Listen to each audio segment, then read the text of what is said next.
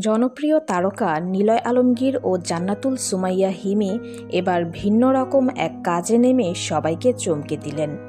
বিলাসবহুল জীবন ছেড়ে রাস্তায় গিয়ে অসহায় মানুষদের জন্য যা করলেন তা দেখে চোখে জল এসেছে অনেকের। পবিত্র রমজান উপলক্ষে রাজধানীর একটি এলাকায় দুস্থ ও শ্রমজীবী মানুষের মাঝে ইফতার বিতরণ করেন এই জনপ্রিয় তারকা দম্পতি। হাতে খাবারের প্যাকেট নিয়ে সাধারণ মানুষের মাঝে ছুটে যান তারা। তাদের এমন মানবিক কাজ দেখে পথচারীরাও অবাক হয়ে যান। নিলয় ও হিমি নাকি ভবিষ্যতে আরও বড় আকারে এই ধরনের উদ্যোগ নিতে চাচ্ছেন। জানা গেছে তারা শুধু রমজানই নয়, বিভিন্ন সময় অসহায় মানুষের পাশে দাঁড়ানোর পরিকল্পনা করছেন। সত্যি তারকারা যদি এমন কাজ করেন তবে সমাজ আরও সুন্দর হয়ে উঠবে।